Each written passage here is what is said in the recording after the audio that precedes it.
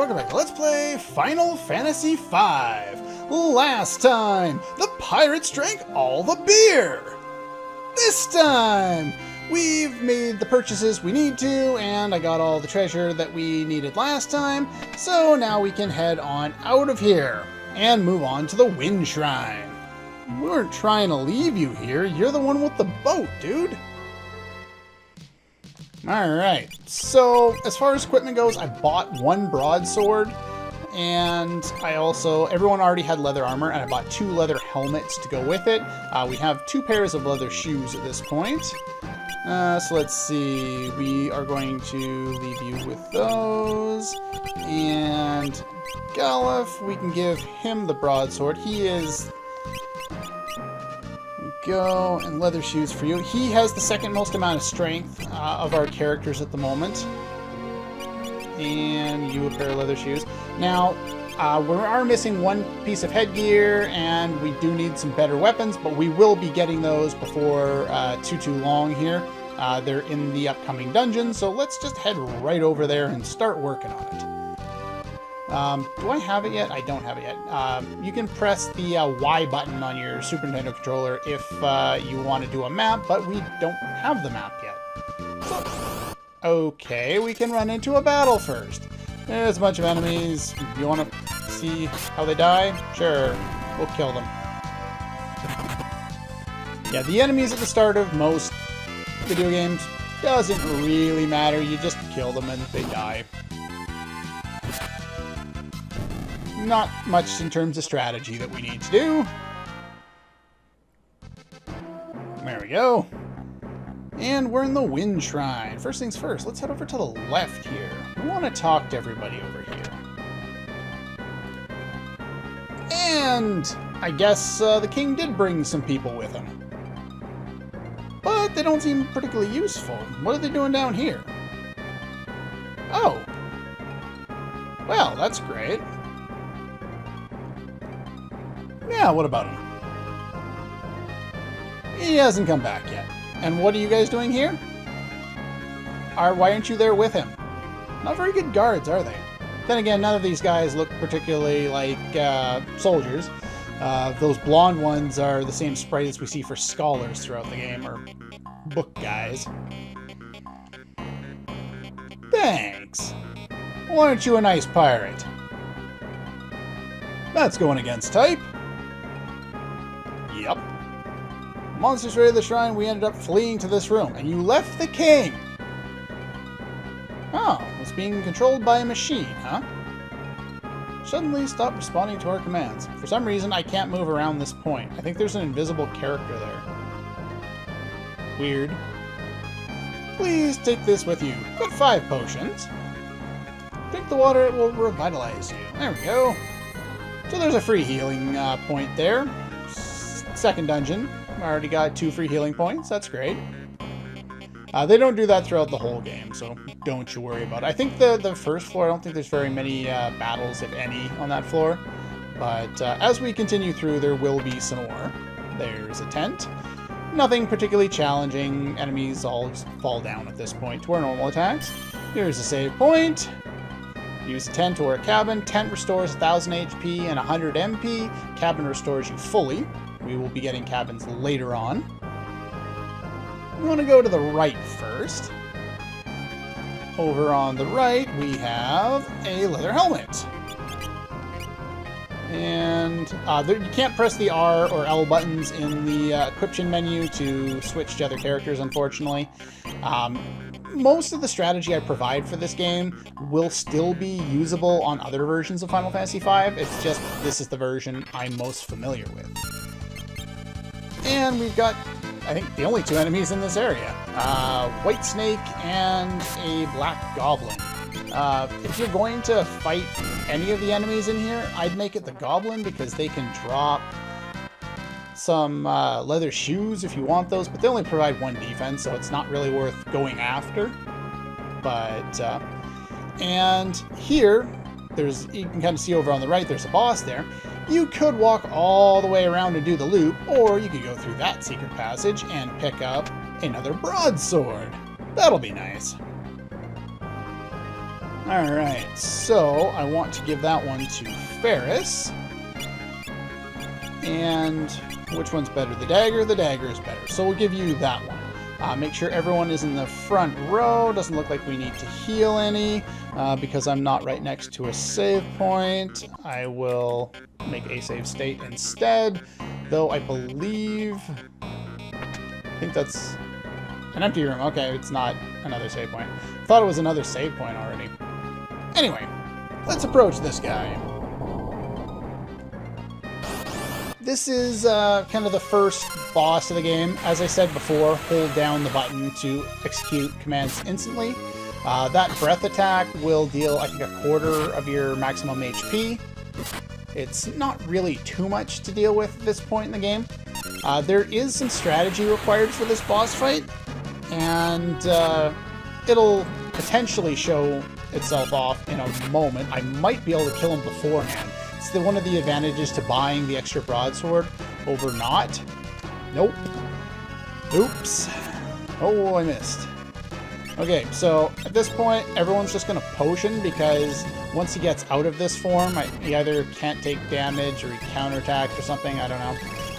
But you're not supposed to attack him at this point, so just basically turtle up, use potions, and you should be fine.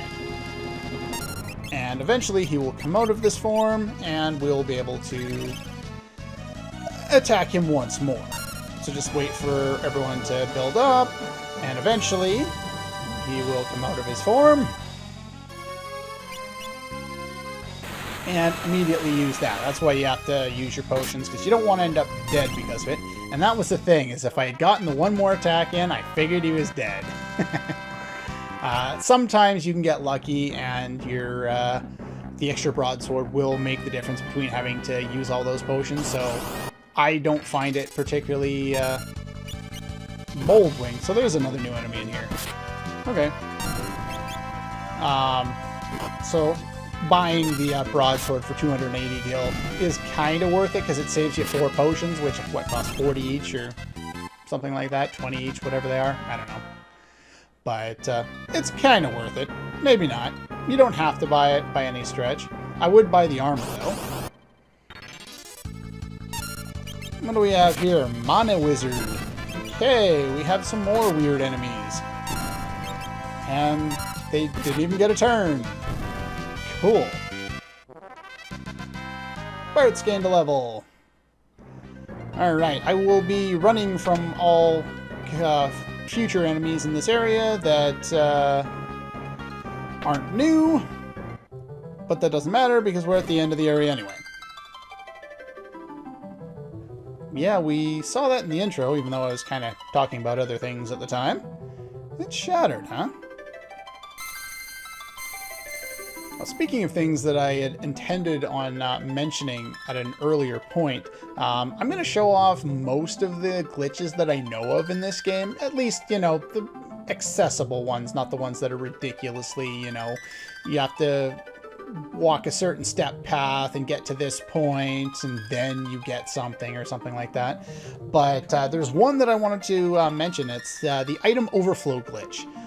Do you want me to show that one off? Is it something you guys care about? Most of the other ones are, you know, like battle specific, or, you know, like in Final Fantasy IV there was a warp glitch. There's another warp glitch in this game. I want to show that one off. But basically, as soon as I use a lot of the glitches that aren't battle related, I will be just undoing save states.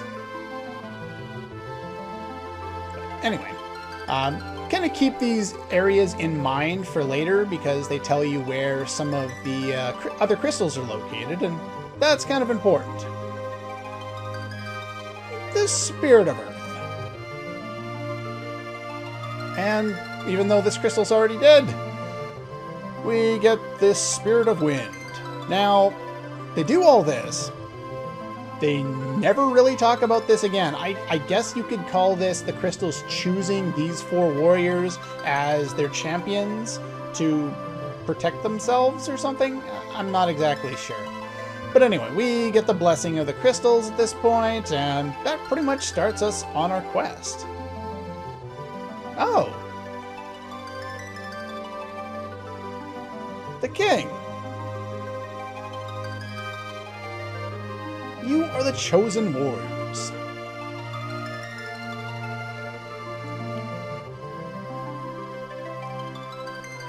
So the other ones are going to break apart too. Evil Spirit is about to return. Oh, well that's not good. There's a big bad guy. Let's take him out.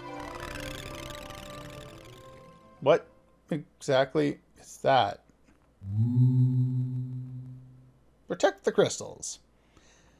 Now, I don't think they ever really explain how her father knows this, what kind of powers he has, or what's going on currently. But doesn't really matter. It's an old school JRPG where we expect to see some plot holes and some other interesting things. Oh, well, we got all 6 of those crystals except for Faris, who got none. We get the Knight. We get the Black Belt, which is later called Monk. We get the Blue Mage. We get the Thief. We get the Black Mage, and then get the White Mage. So this game is based around job classes. And in this game, we can change job classes at will whenever we want to. And every time we encounter more job classes, we kind of increase our ability to deal with different types of situations and use different types of abilities. It makes for a really interesting battle system, but it's also very complicated. So I will not be going over absolutely everything to do with the battle system, but I will be demonstrating like useful abilities, useful combinations of abilities, and I'll get into kind of all of that as we go. I believe, yes, you don't have to run through the rest of the area. You just go up here and you warp out.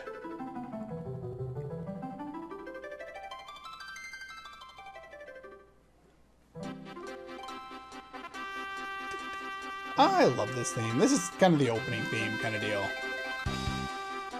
Don't get to hear this too often. No, I will go over that myself. Thank you very much, Mr. Boko. Bye-bye.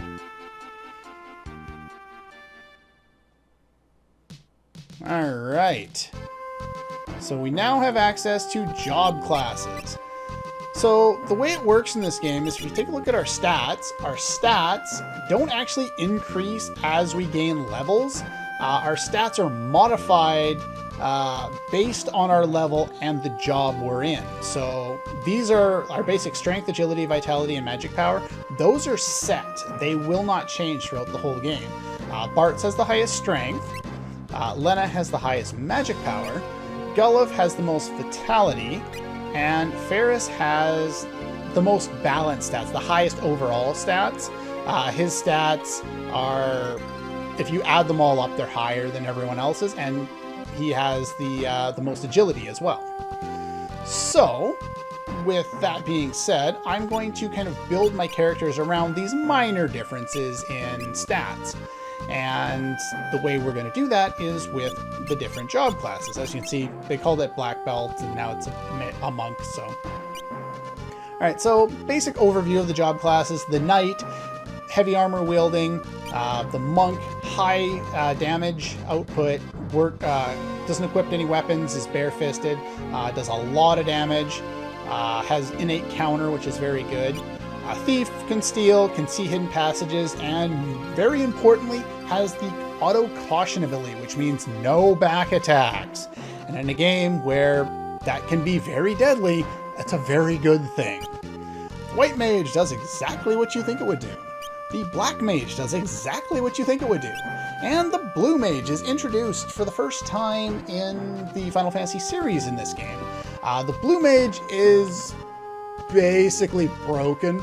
It is so good at the end of the game, it's not even funny. Even like basically from the halfway point, the Blue Mage is basically one of the best job classes in the game. So good. And then the normal or the bear job class. Now, the way it works is now we'll gain both experience and ability points after battle. And if you notice down at the bottom there, we have level 0 and 0 of 10. Those are ability points. As we gain ability points, we level up our jobs. And we take those jobs, and every time we gain a job level, we'll get a new ability. And we can apply the ability, like say I'm going to go like this, and we'll be able to use the ability to add a secondary ability. So you can be a knight, and if you've already learned it, you could put some white mage on there and basically turn yourself into a paladin, since there's no paladin in this actual game. The way I'm going to work on my characters is, since Bartz has the highest strength, he's going to be primarily the heavy armor wielder, or the heavy armor job user, but he's also going to kind of foray into the light armor as well. Since Ferris has the most agility, he's going to work on pretty much anything to do with speed. So monk, thief for now, and a few other job classes that work kind of very well together as well. Now, Lena has the most magic, and normally that would mean she will be the black mage. But I've seen that it's very effective to utilize the white mage with another job class, another couple of job classes that we get later, to make for really the ultimate kind of, what's the word I'm looking for? It's the ultimate support mage that's able to do all these different things, from healing to stats to buffing, and basically turns it into what Riku was in Final Fantasy X, the end of the LP. And so that's something I find particularly useful, so that's what I'm going to use her for. Now, Galuf, you want to be your most versatile character, and since Blue Mage is very versatile and allows him to deal a number of different abilities, types of damage, status effects, and all that, that's a really good choice for him. I'm going to pair it with the Black Mage, since the Blue Mage early game really isn't all that useful. So he's going to be the offensive mage, and Lena is going to be kind of the defensive support mage. And that's the basis of how I'm going to start building my characters, though over time we'll get to the point where we're not really learning anything new anymore, and I'll basically be swapping the two mages around so they can start working on some other abilities. I won't go into too many details too soon, but Ferris can also work with some of the heavier knight type class job classes as well. It just depends on which one is useful for a particular area. So anyway, I'm going to set everyone up with the equipment that I have, and then I will see you in a moment. Okay. So all of my characters have now been set up with new job classes. Doesn't take very long. It's nice. Early on, we don't have a lot of equipment to switch around. So we've got our knight job class with a broadsword, and has 3 defense, so has the shoes as well as the helmet and the armor. The 2 mages don't have the shoes, they don't need as much defense in the back row. White mages use staves, black mages use rods and daggers or knives. So I gave Galuf the weaker one, the knife, as opposed to the dagger, because I want Ferris to have the dagger, since it's more powerful and since he'll be in the front row. It's the same reason he also has the leather shoes there. So more defense front row, less defense back row. When you're focusing on the back row, you want to build magic defense more than you want to build physical defense, since being in the back row will cut the amount of damage you receive in half anyway. So anyway, that's how I'm set up for the moment and how I will be set up going forward. But at the start of the next episode, we are going to make the first use of the Blue Mage. And in order to do that and make it easier, I want to turn everybody into Blue Mages so that we can just learn spells really easily. And I'll go out how we learn Blue Magic in the next episode when we go to learn it. So anyway, that's all for this one, and I'll see you guys next time.